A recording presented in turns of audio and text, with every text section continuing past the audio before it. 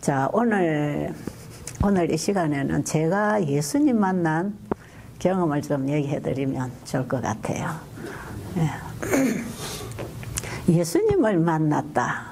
그게 어떤 경험인가? 사도행전을 공부를 하면요, 사도 바울이 가는 곳마다 이 십자가를 전하잖아요. 그 십자가의 복음이 우리가 전할 모든 복음의 뿌리입니다, 그게. 그러니까 십자가 없는 뭐는 다 자기 행위로 나가는 것이에요. 그래서 성경도 어떤 해라 하지 마라의 행위의 훈계처럼 받아들이면, 예수님 없이 성경을 읽으면 성경이 전부 해라 하지 마라로 행위를 가르치는 것처럼 그렇게 되어 있고, 순종을 해야 된다고 하는 그 순종만 가지고 얘기를 하면 전부 행위신앙을 하게 돼 있어요. 사도 바울이 처음에 사울로 일할 때에 유대교 지도자로서 사내들인으로서 아주 훌륭하고 능력 있는 사울이 왜 바울입니까? 바울은 뭐고 사울은 뭐예요? 같은 사람인데, 사울은 유대식 이름이고요, 유대교 지도자일 때 사울이었어요. 유대교 이름을 썼죠. 그 다음에 사울이 예수님 만나고 이방의 사도가 됐죠.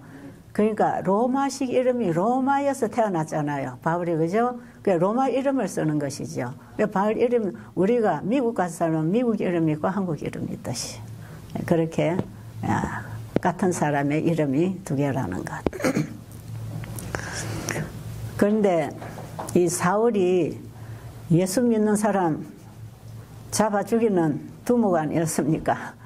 스데반의 그 순교장에 크게 활약한 유대교 지도자였고, 그 이후에 이제 예수 믿는 사람들 핍박하고 예수 전하는 사람들 잡아 죽이려고 다메섹으로 가다가 다메섹 도상에서 이제 예수님 그때 환상이 나타났지요.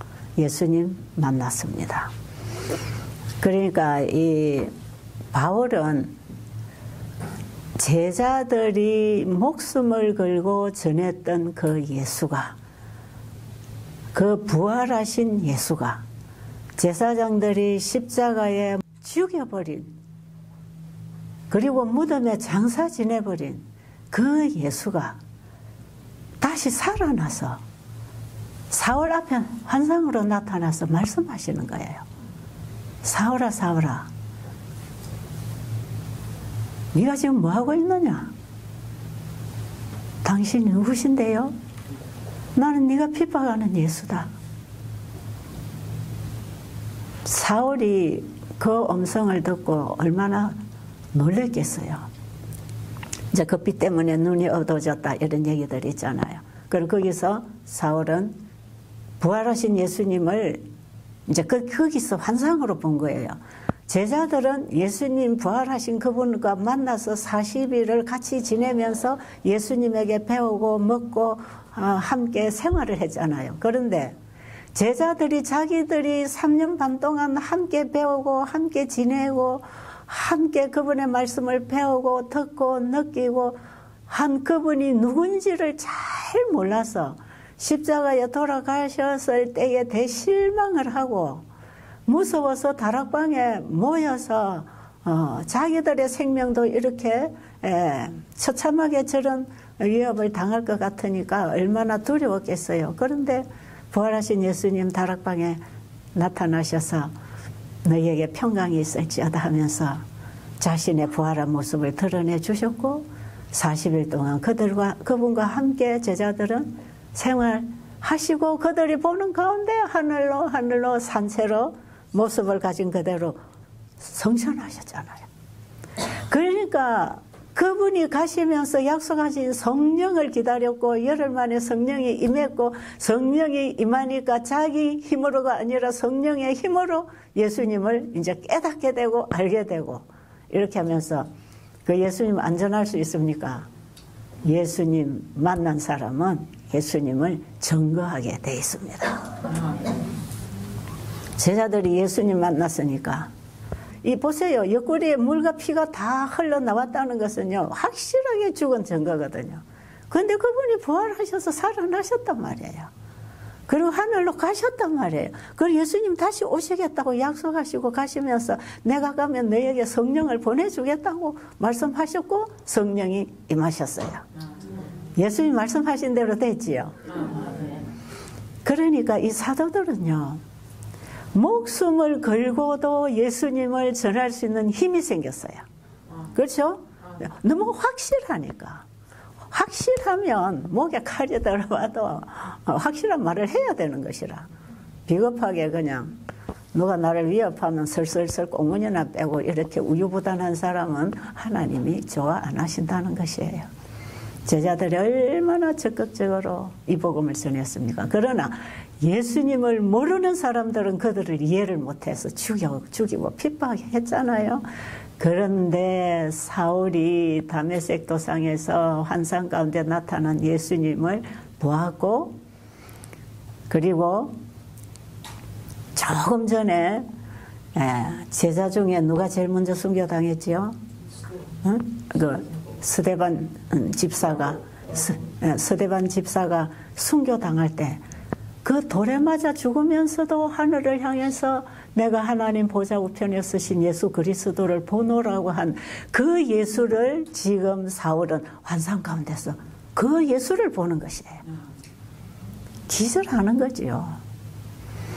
이때에 바울이 예수님 만났고 예수님 음성 듣고 그 다음에 예수님 이제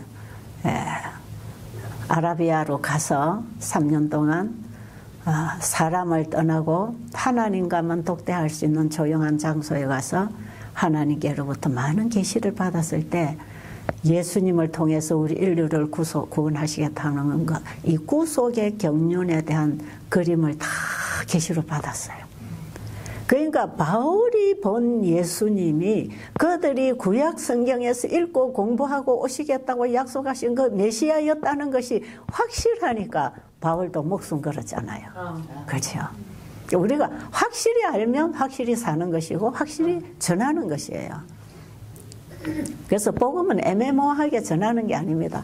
그럴 것이다, 그렇다 하더라, 이렇게 전하는 게 아니고 성경에 기록되어 있으니까 이렇게 믿자 이렇게 하는 게 아니라 내가 만난 그 예수님, 성경에서 내가 만난 그 예수님을 내 예수님으로 증거해야 되는 게 복음이라는 것이에요. 그러니까 이 제자들이 사도시대에 성령을 받아서 전도한 이 사도들, 사도 바울을 포함해서 다 증인이 되어 전파했어요. 그러니까 그들의 복음에는 능력이 있었고 듣는 사람에게 확신이 있었기 때문에 그들이 전하는 예수를 많은 분들이 나중에 다 받아들이면서 초대교회가 서면서 구약의 유대교가 신약의 그리스도교로 바뀐 역사 속에 오늘날 우리가 살고 있는 것입니다. 이게 이제 우리가 구약에서부터 쭉 이제 교회사를 이제 공부를 해 나오면 오늘날 우리는 말세 시대, 마지막 시대, 마지막 교회 시대에 이제 하나님께서 우리에게 주어진 빛에 따라 우리가 살고 증거하는 이런 마지막 예수의 증인이 되는 전도자가 되는 것이에요. 자, 그런데 바울이 복음을 전하는 곳마다 가서 누구 앞에 서든지 자기가 만난 그 예수를 보고 만난 그대로 증거를 해요. 그걸 어떻게 증거하느냐 하면 선지자들이 이렇게 기록했지 않느냐. 구약의 모세가 선지자들이 이렇게 기록한 그분이 제사장들에게 죽어서 3일 만에 부활한다고 했고 부활하셨고 선천하셨고, 그러니까 구약의 예수님에 관한 예언을 가지고 오신 예수님을 증거하니까 보세요. 예언과 사실을 같이 가지고 나가서 증거했을 때 큰 능력이 왔잖아요.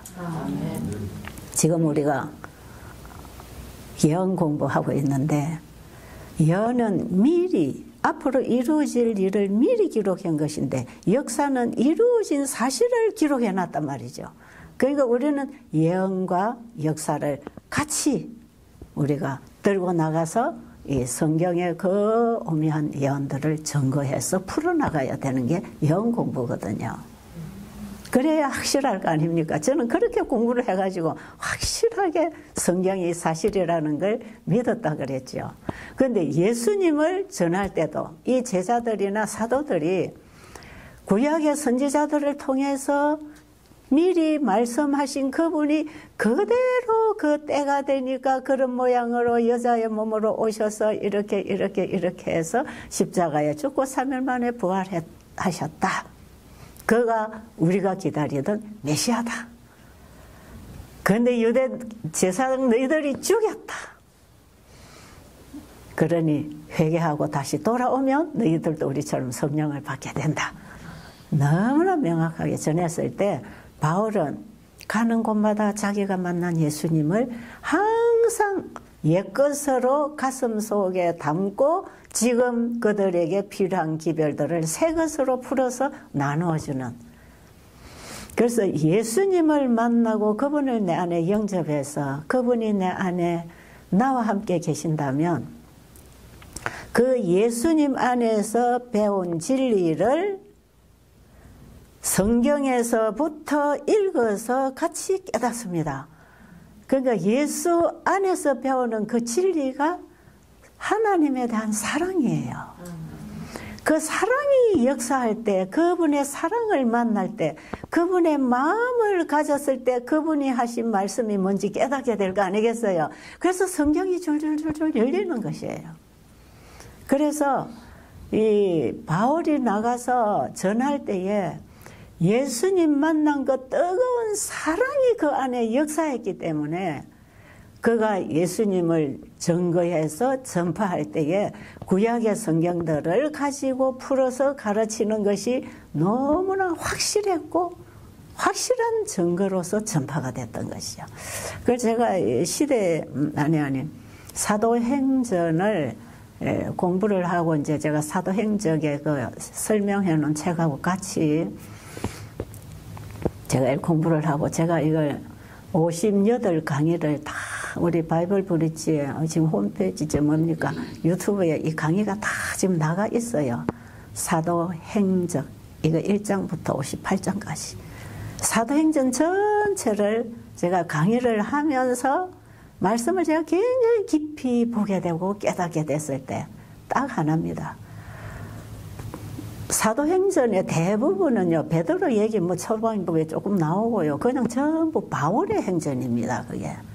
그런데 바울이 어떻게 이런 복음 전도자로서 그렇게 매 맞고 죽을 고비를 몇 번씩 넘기고 배고프고 춥고 이런 상황 속에서도 끝까지 자기 신앙을 굽히지 않고 자기 예수님, 자기 복음을 증거했던 그 사울을 바울되게 했던 이방의 사도로서 복음 전도자로서 쓸 수 있었던 것은 사울이 예수님을 만난 경험을 가지고 있기 때문에 그는 예수님께로부터 오는 그 힘, 사랑의 힘, 사랑으로 역사하고 강건하는 그 힘에 거기에 격발되어서 일을 했다는 것이지요. 이거는 초능력으로 일한 것입니다. 자기 힘이 아니에요. 복음 사업은 복음의 힘으로 하지 내 힘으로 하는 게 아니에요. 내 힘으로 복음 전하면 항상 내 얘기하고 내 자랑하지요. 근데 복음을 가지고 복음을 전하는 사람 복음의 힘으로 복음을 증거해서 전파하는 것이에요. 바울은 전부 그렇게 복음을 전파했어요. 저는 이 바울의 행전을 쭉 공부를 하면서 제가 만난 예수님하고 이게 너무 많이 공감이 되는 것이에요. 그래서 저는 그걸 강의하면서도 참 많이 울었어요. 아, 그래. 바울이 그랬지.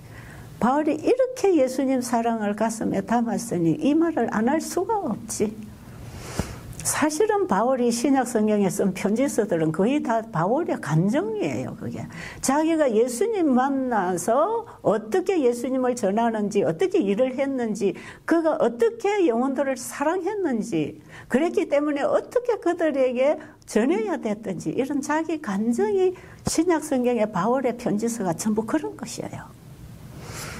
그래서 이 바울의 복음 바울이 만난 예수님을 써놓은 신약의 복음. 저는 참 공감합니다. 참 많이 공감해요. 그래서 어느 시대에나 예수님은 같은 분이고 성령님도 같은 분이고 어느 시대 누구나 그 예수님을 만나면 현재 우리에게 그 경험이 일어난다. 그래서 우리가 지금 가만히 이렇게 앉아있는 것은 아직 그 복음을 못 만나서 그래요. 그 만나면요 세상의 것을 다 포기하게 돼 있어요. 예수님만 보입니다. 예수님만 보이기 때문에 예수님만 말하고 싶은 거지요. 저는 어디서 이 예수님을 만났는가? 저는 이사야 53장에서 예수님 만났다 그랬죠. 제가 예수님 얘기를 하면 항상 이사야 53장을 저는 떨쳐내야 돼. 그러니까 제 강의를 듣고 제 간증하는 내용을 많이 들으신 분들 저 최 집사 했던 얘기 또 하네. 그런데요. 바울이 가는 곳마다 했던 얘기 또 하더라고. 그래서 제가 내가 하는 게 잘못된 게 아니구나. 바울도 자기가 했던 얘기 또 해야 되는 거 왜 그렇습니까? 예수님의 사랑이 그 안에 간 건 안 하면 지금의 바울이 없으니까. 그러니까 내가 예수님 옛날에 만난 얘기를 해야 지금의 내가 이제 뭘 얘기하려고 하는지 이해할 거 아니겠어요? 저도 그렇더라고. 그러니까 항상 내가 만난 예수님만 저 사람 꼭 저거 하나밖에 모르나. 그럴 수도 있지만요. 저는 그거 하나밖에 모릅니다. 진짜로. 제가 이사야 53장에서 한 읽어드릴까요? 오늘 아침에 제가 몇 개 성경절을 좀 읽어드려야 되겠다는 생각이 났어요. 이게 오늘의 저로 만들어 주신 복음의 능력이기 때문에 제가 여기까지 걸어오게 된 이것이 내 마음대로 내 행위로 된 것이 아니고 이런 말씀이 나를 이렇게 했다는 거. 그러니까 예수님을 만난 사람들이 다 이렇게 증거하고 있다는 거. 그것을 여러분에게서도 함께 재간증으로 나의 신앙을 증거하기 위해서 제가 몇 군데 성경을 좀 보려고 합니다. 자, 이사야 53장 3절부터 5절까지 한번 읽어보세요. 그는 멸시를 받아서 사람에게 실어버린다고 했으며 간고를 많이 겪었으며 질고를 아는 자라 마치 사람들에게 얼굴을 가리우고 보지 않음을 받은 자 같아서 멸시를 당하였고 우리도 그를 귀히 여기지 아니하였도다. 그는 실로 우리의 질고를 지고 우리의 슬픔을 당하였거늘 우리는 생각하기를 그는 징벌을 받아서 하나님에게 맞으며 고난을 당한다 하였노라.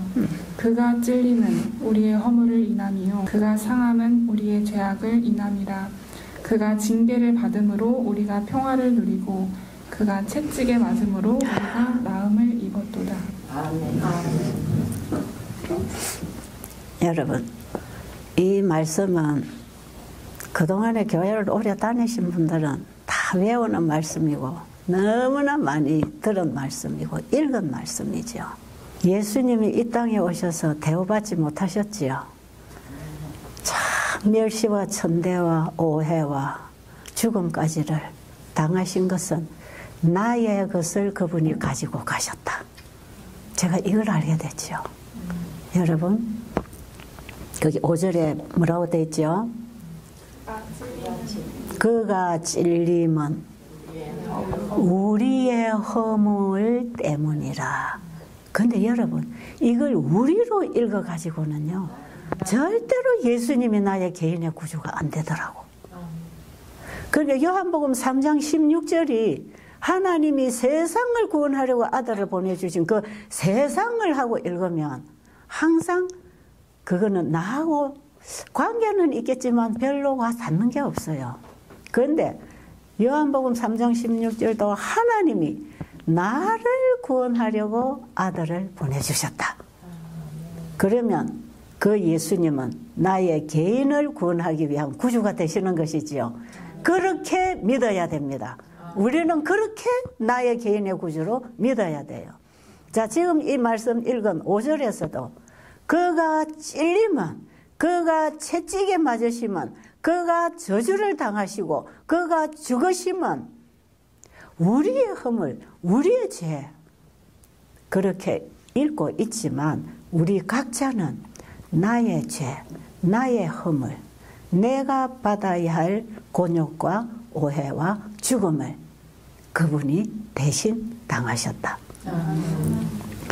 이 우리라고 하는 것하고 그 자리에 나를 갖다 놓는 나라고 읽었을 때 하고는요, 완전히 성경을 보는 눈이 달라지고요, 예수님을 보는 눈이 달라지고 마음이 달라집니다. 그런데 제가 지난번에 간증했지요. 제가 다니엘서 2장에서 제가 성경이 사실이라는 걸 깨닫고 그 다음에 창세기 1장으로 돌아와서 이제 성경을 다시 읽기 시작하면서 이 성경을 기록할 때 역사하셨던 성령님이 지금 내 안에 오셔서 이 성경을 읽을 때 나도 성령의 감동으로 하나님 말씀을 깨닫게 해주세요. 그런 기도를 하면서 제가 창세기 1장을 펴고 읽기 시작할 때 보이기 시작했다 그랬죠. 태초에 하나님이 천지를 창조하시니라가 보이기 시작했잖아요. 그러니까 성경이 현실이구나. 그것을 또 한 번 짚어놓고 그 다음에 보니까 그동안에 읽어도 외워도 못 느끼던 내용이 깨달아진다 이 말이죠. 하나님이 가라사대 있어라 하심에 있었고, 그러니까 하나님 말씀에 뭐가 있다? 창조해내는 능력이 있다. 이것이 어떻게 그렇게 깨달음이 왔을까요?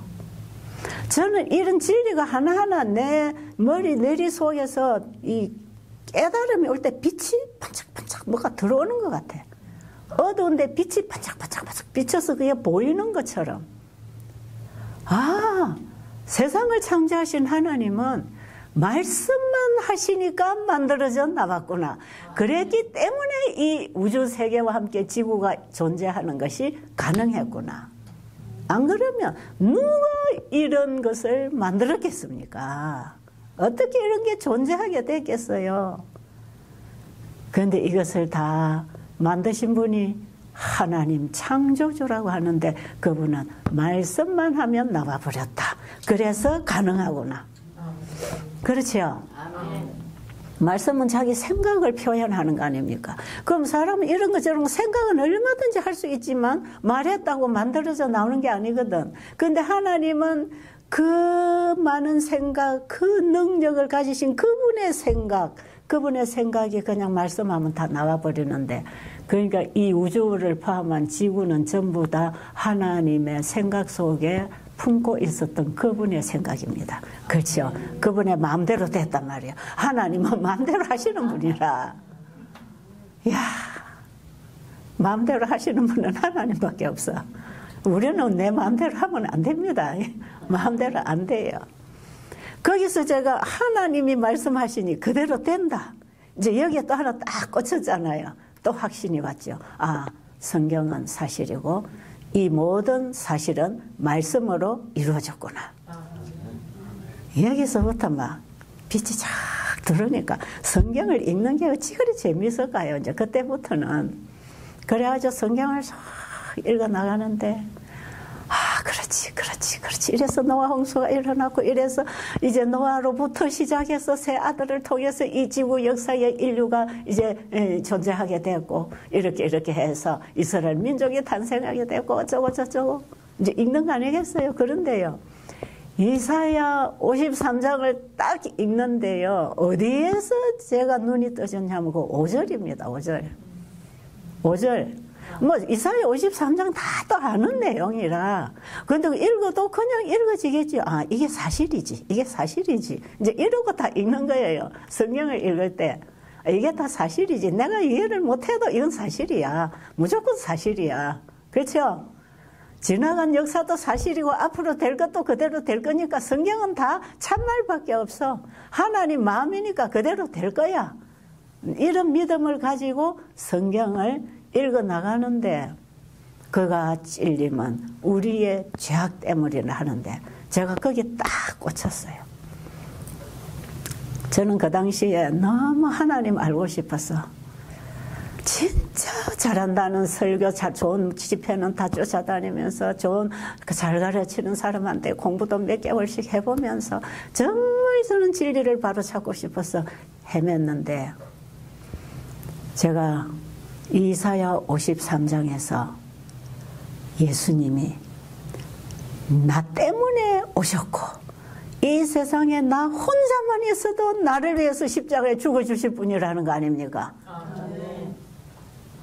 그동안에 교회를 다니면서 듣고 배우고 알고 있는 내용들이요, 이게 쫙 모아지면서 이 성경절이 막 이해가 되기 시작하는 거예요. 아, 그가 찔리면 내가 찔릴 걸 찔리고 죽으셨구나. 그분이 당하신 모든 저주는 나 같은 죄인이 마땅히 받아야 할 저주 이것만 그분이 오셔서 대신 다 받으시고 죽으시고 멸시천대 받으시고 너는 나를 믿고 살아라. 네가 당할 모든 죄의 저주는 내가 다 당했다. 그래 너는 구원을 받아라. 너는 살아라. 죽지 말고 살아라. 제발 너는 네 죄 때문에, 네 고통 때문에 괴로워하지 말고, 네가 지고 있는 짐 때문에 무거워하지 말고, 그거 다 내가 다 져주고 해결했으니까 그냥 네 마음에 있는 그거 나한테 내려놔라. 그리고 내가 주는 것 받고 쉬어라. 천국을 주님은 나에게 그냥 선물로 주셨단 말이지요. 아멘. 이게요, 딱 믿어지니까요. 성경이 사실이라는 전제 아래 보면 믿어진다 그랬죠. 이 말씀이 믿음으로 내 마음에 들어왔습니다. 그러니까 예수님이 내 안에 들어왔지요. 그렇죠? 천국이 내 안에 임했지요. 은혜의 왕국이 여기서부터 이루어집니다. 예수님이 내 안에 오셔서 다스리실 때 이게 은혜의 왕국이에요. 지금까지는 사단이 내 마음을 사단의 왕국으로 다스리고 살았잖아요. 사단의 종으로 살았잖아요. 그런데 우리를 사단의 종으로부터 자유하게 해주시려고 예수님이 오셨다. 이야, 이것이요, 그냥 성경책에 있는 공부를 하는 게 아니라 이게 내 거더라 이 말이죠. 이게 내 거야 이거는. 그러니까 그때부터 저는요, 내가 지고 있던 어떤 짐, 인생의 짐, 죄의 짐, 앞으로 미래에 내가 어떻게 살아갈 것인가 하는 그런 짐, 정말 앞도 안 보이고 뒤도 안 보여서 내가 하나님 아니면 나는 이제 인생을 포기할 거라고 하는 절박한 상황에서 제가 이 진리를 찾게 됐을 때 이사야 53장 5절이 나에게 복음이었어요. 너는 죽을 필요 없고 더 괴로워할 거 없고 너 고생할 거 없다. 네가 인생의 짐, 죄의 짐 그거 지고 네가 지고 갈 필요 없다. 내가 다 미리 졌다. 내가 진 것을 네가 모르니까 네가 지고 있지만 그건 헛수고다.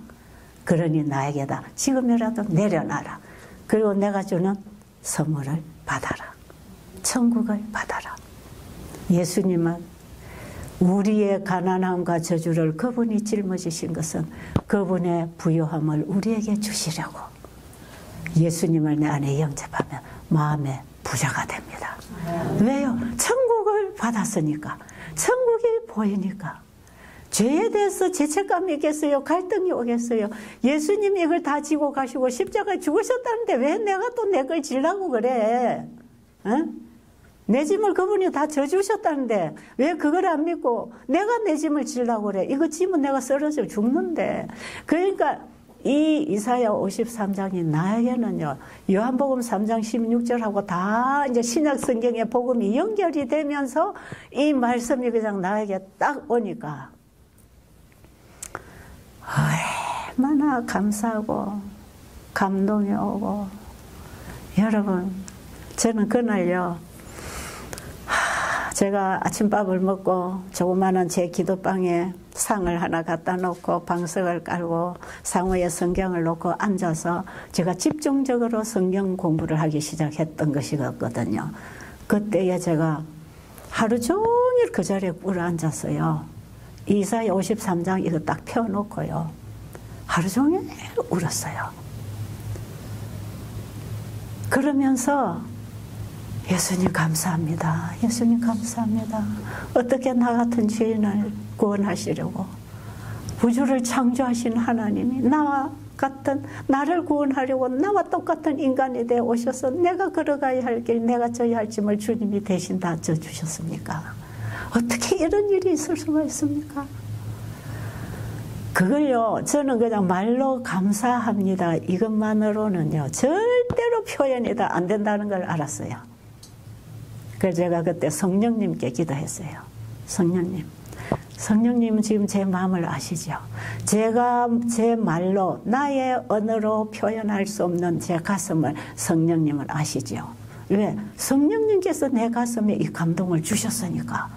성령님만큼 내 마음을 잘 아시는 분이 어디 있겠습니까? 그게 저 성령 하나님, 제 마음에 이 감사를 하나님이 들으시기에 가장 기뻐하실 하늘의 언어로 전달해 주세요. 인간의 언어로는 표현할 길이 없습니다. 그러면서 막 울었어요. 얼마나 울었는지 몰라. 그 울면서 내 모든 죄, 내 과거에 나의 죄짐, 내 모든 인생의 짐을 그분에게 다 그냥 내려놨어요. 여러분, 복음은 어느 시대나 누구에게나 복음을 만난 사람에게 경험하게 하는 능력이 있습니다. 그러면서 그 자리에서 누가 전화가 와도 저 방에 전화 받으러 안 가고, 누가 계십니까 하고 와도 문 열고 나가지 않고, 그 골방에 기도방에 저 혼자 같이 앉아가지고 주님하고 막 계속 얘기하는 거예요. 그날 우리 식구들이 저녁에 돌아올 때까지. 왜냐하면 이 은혜의 분위기를 소멸시키고 싶지 않았어.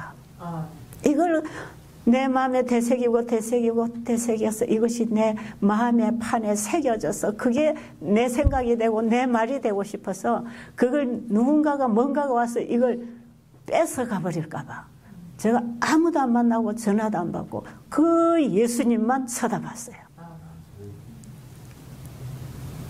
저는 여러분들이 이곳에서 말씀 받고 나면요, 금방 일어나지 말고 단 몇 분 동안이라도 그 말씀을 되새겨서 주님 앞에 회개하고 헌신하게 되기를 참 바랍니다. 그래서 제가 그때의 하나님께 지금까지 살아온 내 인생의 무거운 짐들, 죄짐들, 정말 더러운 것들 다 내려놓으면서, 주님, 나는 앞으로도 내가 살지 않고 주님이 내 안에 오셔서 이제 나를 데리고 가십시오. 내 인생, 내 모든 것, 내 가족, 내 재정, 내 집, 내가 가지고 있는 모든 것은 이건 이제 내 것 아니고 다 주님 것입니다. 주님이 나를 자신의 피로서 사실 때는 나를 전체를 샀잖아요. 그럼 내가 가진 전체는 주님 거 아닙니까? 그래서 이 세상은 그분이 창조하셔서 주인이시지만 나를 사망으로부터 구속해 주신 예수님이 나의 주인이 되는 것입니다. 그래서 내 안에 주인이 바뀌는 그 역사가 저는 그날 아침에 일어났어요.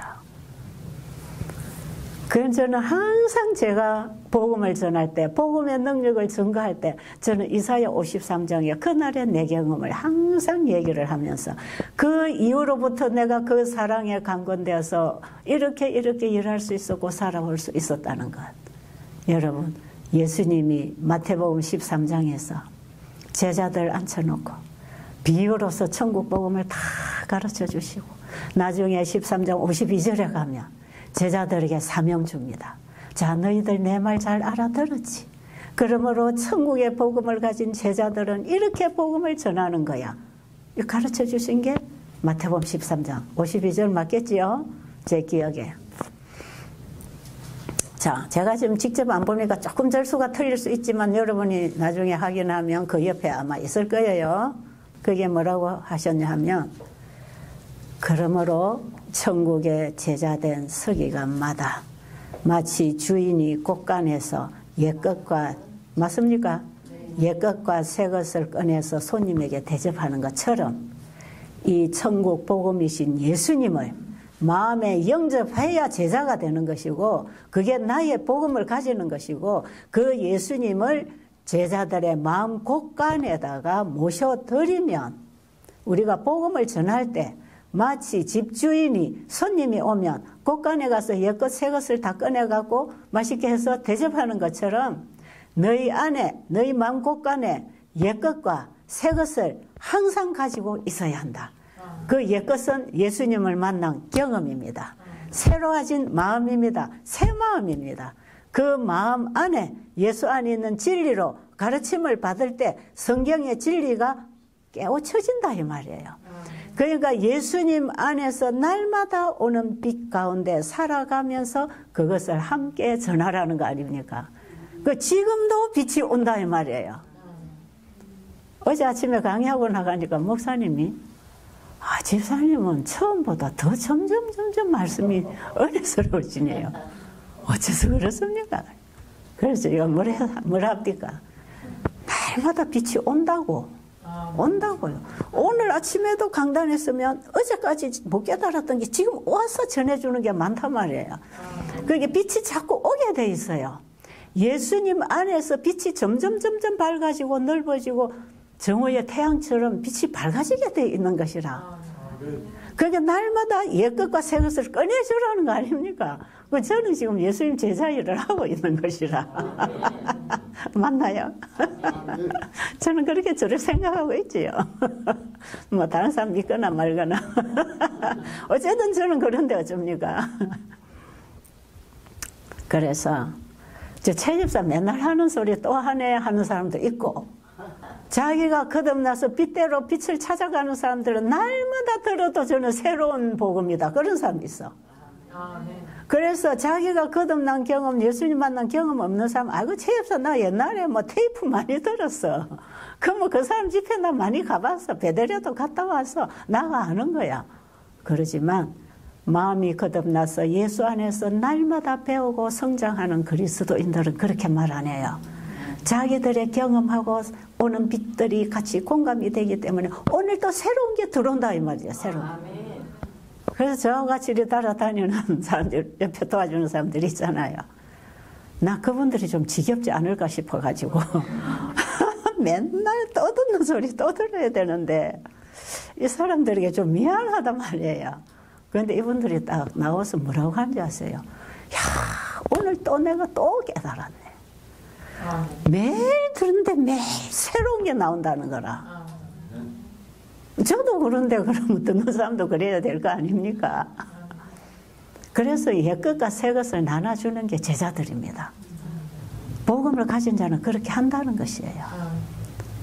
그런데요, 이렇게 하는 것이 내 힘으로 하는 게 아니라 누가 하신다?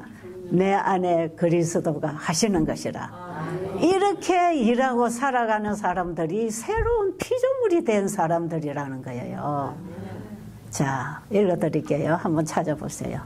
고린도후서 5장 14절부터 17절까지 읽어보세요. 그리스도의 사랑이 우리를 강권하시는도다. 우리가 생각건대 한 사람이 모든 사람을 대신하여 죽었은즉 모든 사람이 죽은 것이라. 저가 모든 사람을 대신하여 죽으심은 산 자들로 하여금 다시는 저희 자신을 위하여 살지 않고 오직 저희를 대신하여 죽었다가 다시 사신 자를 위하여 살게 하려 함이니라. 그러므로 우리가 이제부터는 아무 사람도 육체대로 알지 아니하노라. 비록 우리가 그리스도도 육체대로 알았으나 이제부터는 이같이 알지 아니하노라. 그런즉 누구든지 그리스도 안에 있으면 새로운 피조물이라. 이전 것은 지나갔으니 보라 새 것이 되었도다. 여러분, 이 말씀도 설명 안 해도 다 이해되지요? 바울이 편지를 쓸 때에 자기 신앙 고백을 해요. 그렇죠? 내가 이렇게 일하고 있는 것은 내 힘으로 하는 게 아니라 그리스도의 사랑이 나에게 역사한다. 그리고 갈라디아 교회 편지할 때도 갈라디아서 5장 6절에 보면 그리스도 안에서는 할래나 뭐 할래나 소용이 없고 오직 예수 그리스도 안에서 역사하는 사랑뿐이라. 우리가 이것하고 저것도 한 그게 중요한 게 아니고 오직 뭐다? 그리스도의 사랑으로 역사하는 믿음, 그것이 전부다. 바울은 그렇게 신앙 경험을 하고 복음을 전합니다. 지금 읽은 말씀에도 보니까 그리스도의 사랑이 나로 하여금 이 글을 쓰게 한다. 지금 고린도 교회 어려운 문제가 생겨가지고 고린도 전서를 써보내고 거기서 신자들이 회개한 소식을 듣고 다시 고린도 후서를 써서 보내거든요. 내가 이렇게 너희들에게 이런 말을 하는 것은 내가 하는 게 아니라 그리스도의 사랑이 너희들을 향한 이런 말을 하게 하는 것이다. 그러면서 바울은 내가 육체대로 살지 않는다. 내가 하는 게 아니다. 예수님이 모든 사람을 대신하여 죽으신 것은 우리가 그분을 믿을 때 내가 나를 위해 살지 않고 예수님을 위하여 살게 되는 것이다. 그게 15절입니다. 여러분 15절. 예수님이 우리를 위해서 죽으셨지요. 예수님이 나를 위해 죽으셨습니까?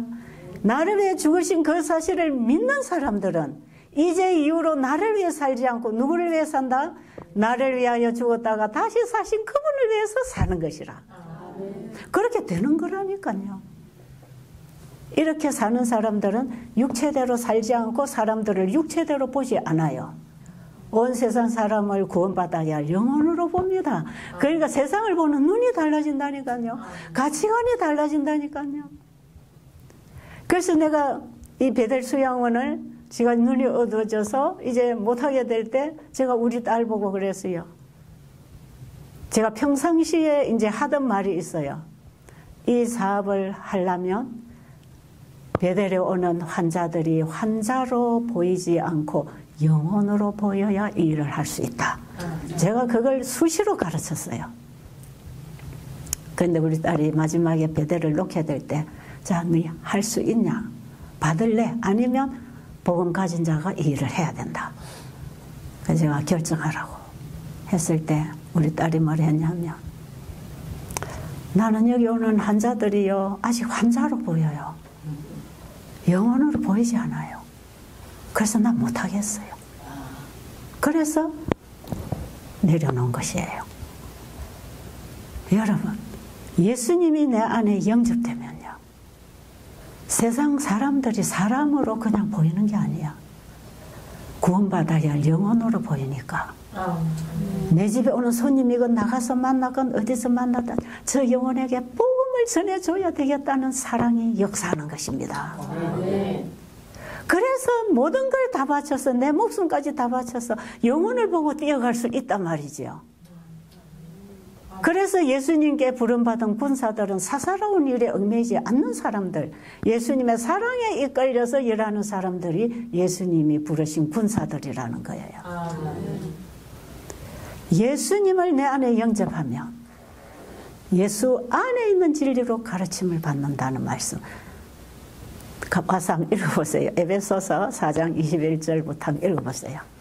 진리가 예수 안에 있는 것 같이 너희가 과연 그에게서 듣고 또한 그에게서 가르침을 받았을진데 너희는 유혹의 욕심을 따라 썩어져가는 구습을 좇는 옛사람을 벗어버리고 오직 심령으로 새롭게 되어 하나님을 따라 의와 진리의 거룩함으로 지으심을 받은 새 사람을 입으라. 아멘.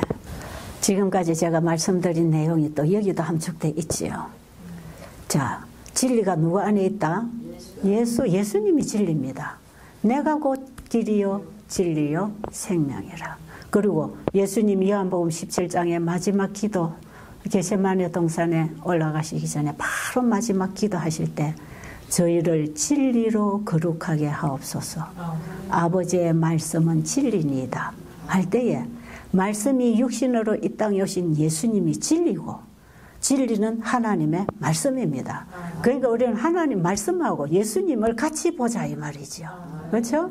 우리는 말씀에서 예수님 믿는 거 아닙니까? 그러면 예수님을 내 안에 받아들이면 예수 안에 있는 진리로 가르침을 받는다가 무슨 뜻이에요? 사랑으로 역사하는 그 힘에 의해서 그 믿음으로 말씀을 이해하는 것입니다. 사랑으로 역사하는 그 믿음이 말씀을 받아들이는 믿음이에요. 여기에 순종은 따라오는 열매지 순종이 앞서는 게 아닙니다. 우리의 행위가 앞서는 게 아니라 성령이 내 안에 임해야 성령의 열매가 맺히는 것이지요. 우리는 갈라디아서 5장 22절로 있는 그 성령의 열매를 내가 착해서 맺으려고 노력해 보세요. 평생 해도 불가능해요. 그러나 예수 안에 있는 진리가 나를 가르칠 때 그 진리로 깨우침을 받으면 내가 하는 게 아니라 진리가 나를 인도합니다. 그래서 거기서 하는 모든 삶의 열매가 성령의 열매인데 그것이 사랑으로 역사하는 믿음으로 하는 순종이다 이 말이죠.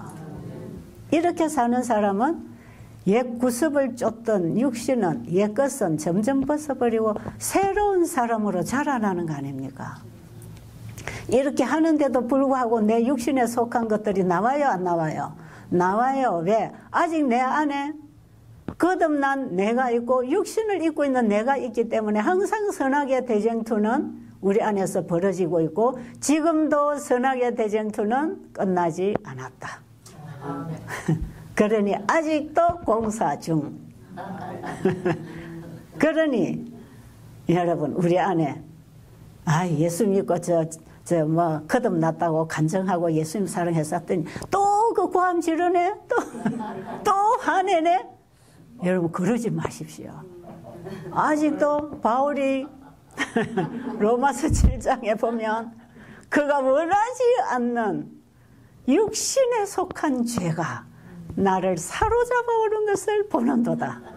공오라 공고한 나로다. 누가 이 사망의 몸에서 나를 건져내랴. 예수님이 건져내실 거다 이 말이야. 성령의 지도를 받으면서 계속 승리하라는 얘기가 8장입니다.